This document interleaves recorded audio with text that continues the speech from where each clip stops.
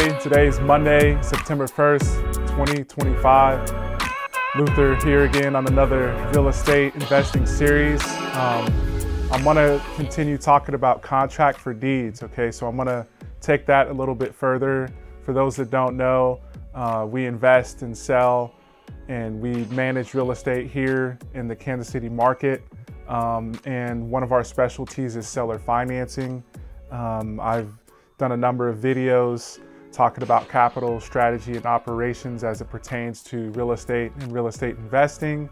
And the contract for deeds series might be put into that strategy category, all right? So in today's session, I wanna talk about how it might look and some things that you might wanna consider if you're using contract for deed as a way to acquire or resell investment properties, okay? So more often than not, it's a single family home.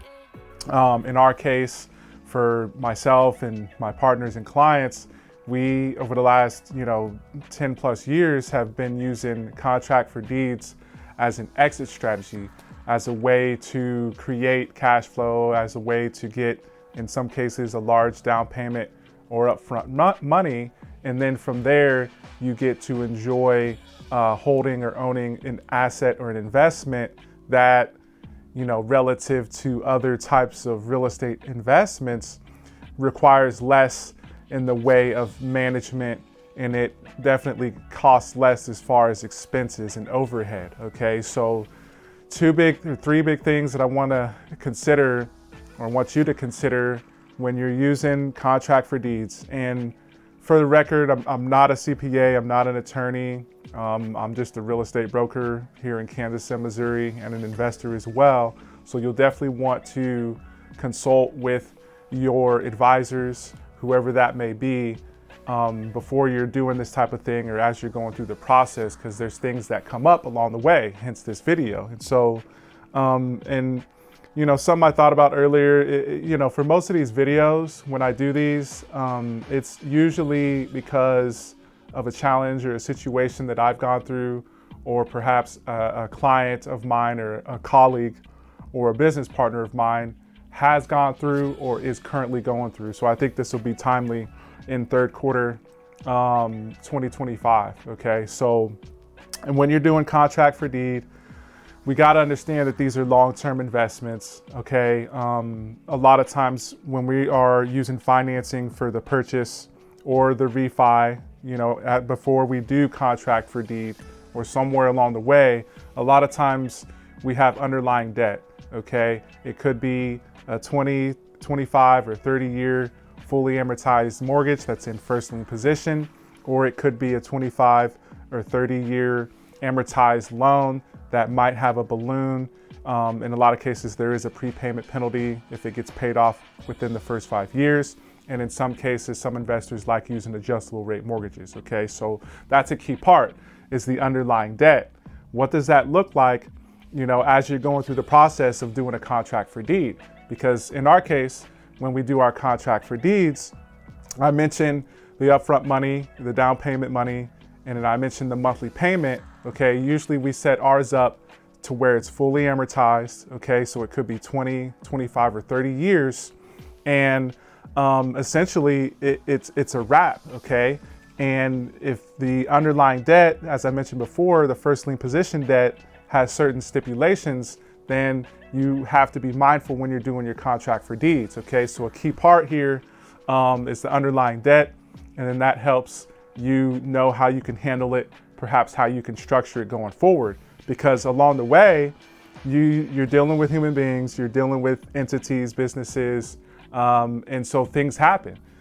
And something that came up for us recently, we did a contract for deed, right? And one of our buyers, our residents in the home, decided to sell the property.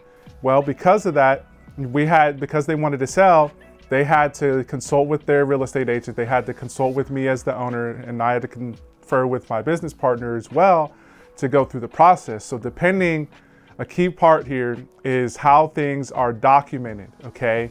And then another key part of that is how things are recorded and what gets recorded, okay? So the documentation, how the transaction is structured, what gets recorded, if anything gets recorded on the public records at the courthouse, okay, stating who has an ownership interest or who holds the deed, right?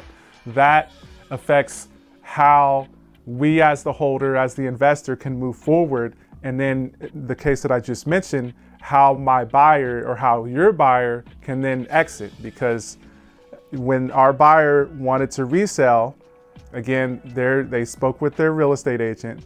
Their real estate agent spoke with me.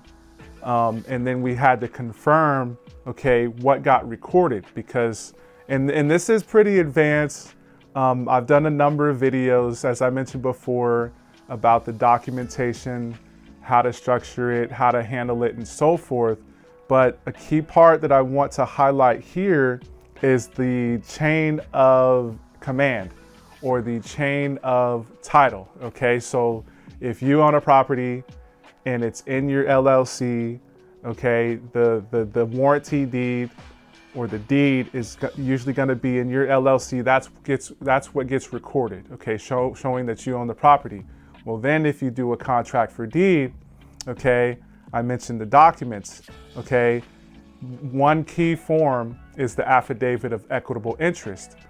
Another key form is the general warranty deed, okay? And then of course you have the contract for deed documents, okay? So when you do the contract for deed transaction with your end buyer, they have the option, if they so choose, to record their affidavit of equitable interest, okay?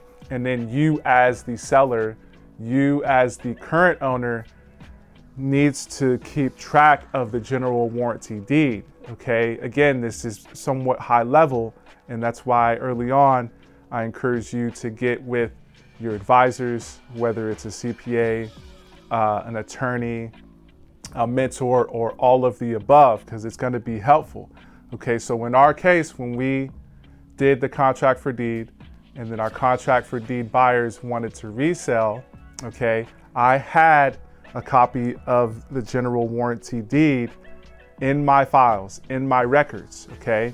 And then I mentioned the affidavit of equitable interest. That's a key part. In this case, our buyers, okay, who then decided to resell, they did not record their affidavit of equitable interest, okay? So they kept that in their records to show that they have an ownership interest, along with the contract for deed and the other documents as part of the contract for deed package. But the affidavit of equitable interest, that document there, along with the contract for deed, the buyers, as I mentioned before, needed to show that to their real estate agent, okay?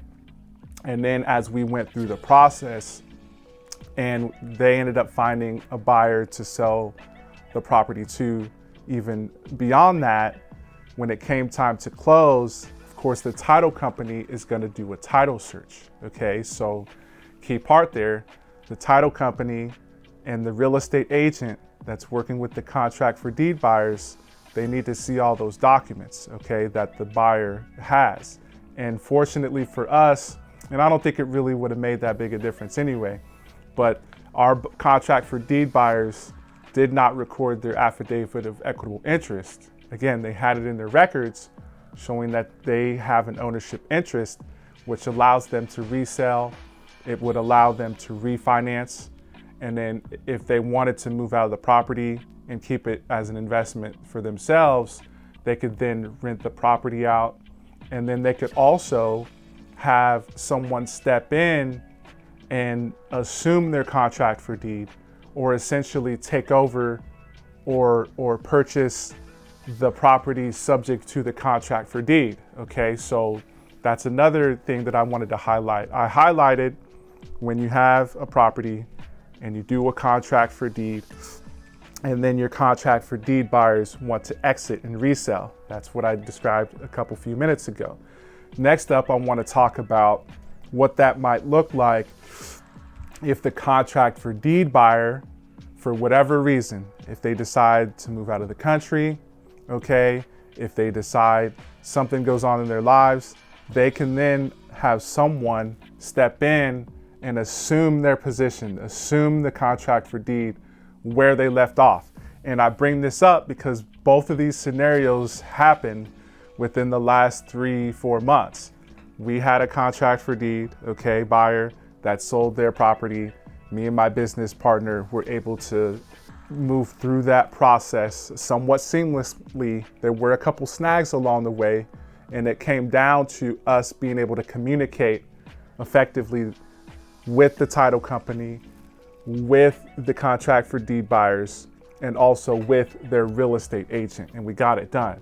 Okay, and most recently, a client of mine who I assisted through this process a few years ago, I took him through the Real Estate Investor Concierge program, which I kind of highlighted on my last video, okay? He bought a property, my team rehabbed it, okay? In this case, my investor client used short-term debt for the renovation cost, okay? He had purchased the property with cash. Then he realized, oh crap, I'm gonna need more money. Imagine that, as a real estate investor, need more money, okay? So he got a loan to cover the renovation cost, which just so happened to be what is considered a hard money loan, or it was a short-term loan, as I talked about on previous videos as well. So he bought the property cash, rehabbed it with the use of some of his own money and some hard money. Once my team got through the rehab process, my client was then able to refinance in order to pay off the short-term debt, okay? He got a 30-year fixed rate mortgage, which was in first lien position, okay? And then from there, we assisted him through the process and did a contract for deed, okay? We did that contract for deed with those end buyers, I think it might have been almost 2 years ago. Well, as I mentioned before, things happen in people's lives. When you're dealing with business and entities and human beings, things come up, okay? As well as with the property too. So in this case, my client's contract for deed buyers decided that they were gonna move out of the country, okay? However, they wanted to have their adult son step in and pick up where they left off, okay? And we just wrapped this up last week. And it was what we call, or what can be considered assumption. Okay, so I mentioned the contract for deed buyers that my client got squared away with the transaction. The contract for deed buyer's son stepped in and we did an assumption for the contract for deed. Okay, so this is key because along the way, you may want to exit as the seller, as the investor.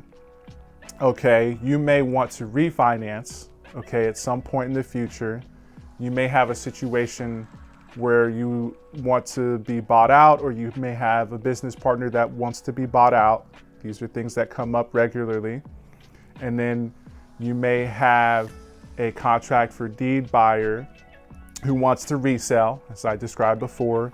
And then you also may have a contract for deed buyer who wants to allow someone to step in and pick up where they left off. That's the most recent situation that I described, where the married couple, they did the contract for deed, their son assumed the contract for deed. So as part of that assumption process, we did the assumption document, and then going forward, we're gonna need to do an updated affidavit, potentially, okay, an updated affidavit of equitable interest if the son wants to record his interest on the public records, okay? So that's why the chain of command, as I alluded to earlier, and the chain of title is critical. So if the son wants to make it publicly known that he now has an ownership interest, my seller, okay, my client, may want to get with the son and, you know, whoever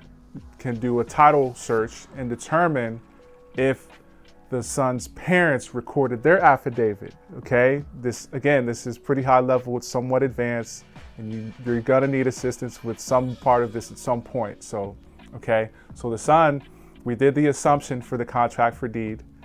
At some point in the future, we may want to do the affidavit of equitable interest, an updated one, and then along with that, at some point, If the son, and the reason I bring this up, because the son has expressed interest at potentially selling his property or his rights, the property that is, at some point in the future.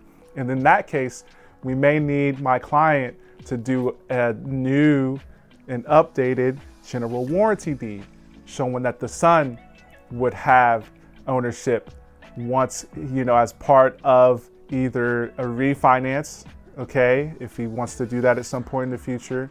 But again, in the future, he did express interest in doing a resale. So these are the things, some little nuances, some little things that may come up along the way. And when you're doing these, any type of seller finance transaction, okay, whether it's subject to the existing financing, it could be a lease purchase of some sort, okay. What we've done a lot of is contract for deeds. At some point, there is going to possibly be a ownership transfer. Somebody may want to refinance or resell, okay? And then somebody also may want another individual to step in and pick up where the current people left off, whether that's you as the investor or you as the contract for deed buyer. So I went a little bit longer than I anticipated, but those are some key things to think about and be mindful of as you're considering seller financing, okay? Or if you're doing contract for deeds. Again, we're here in the Kansas City market serving clients for properties in Kansas and Missouri. So again, depending on what type of seller finance transaction you're doing, what has been documented and recorded on the public records, and then of course who's involved, as you're going through that process, these are some things that will hopefully be helpful to you so that you can minimize some drag and you can minimize some snags and obstacles along the way, okay? So again, we're here in the Kansas City market. If you have a need, feel free to reach out to us. I will do my best to get you plugged in, all right? So that's it for today. Thanks for tuning in. Peace.